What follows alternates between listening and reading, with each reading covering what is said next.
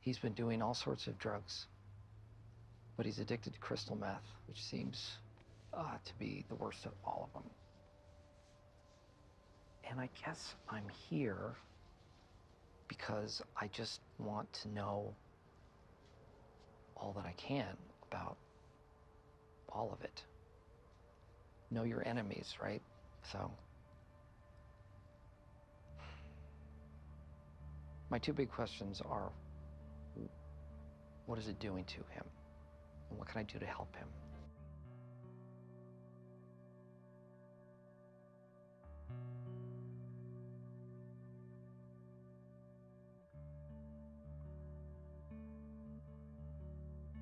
I think as soon as that drug hit me, it was like the feeling I'd been looking for my whole life. I spent the next 10 years kind of chasing that feeling that I had that first time. Nick didn't know he was addicted. He thought he was just partying, having fun. When I told him that he had to go into treatment, he just rebelled. People say you have to hit bottom, and I did. As bad as I could imagine it getting, it just always got worse. If I were to personify addiction, he would be charming, charismatic, leader, silver tongue, it's got many to follow it, dominant, not allowing attention to go anywhere else, promising better things. This better thing always around the corner. There's always something more sweet. So heroin entered my life when I had just turned 15.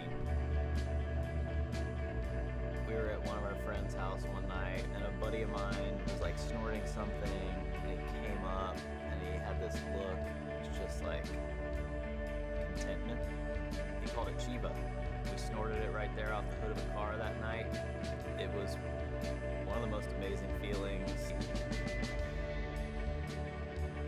Just had this like black hole in my soul, and I just wanted to change the way I felt. I just wanted to get high in new and different ways. Drink mushrooms, Xanax, Valium, pills, horse tranquilizers.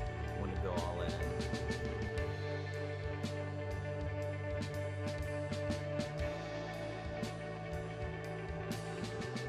You hear about interventions or families laying ultimatums and saying, like, you either change or you're out.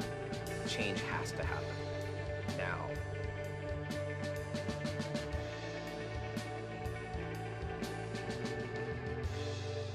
You know, years ago when I finally understood that I had a problem and I knew that I needed help, I was too afraid to ask for it. I felt that people would think I was stupid, that I was weak-willed, that I was morally flawed. But I talk about my recovery because I want to make change. I want us to see that we need to be open and candid about who we are and what we can do.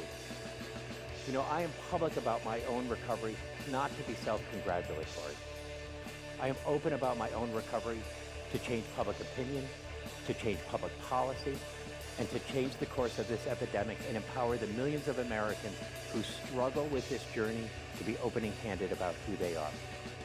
So when you see someone with an addiction, don't think of a drunk or a junkie or an addict or an abuser.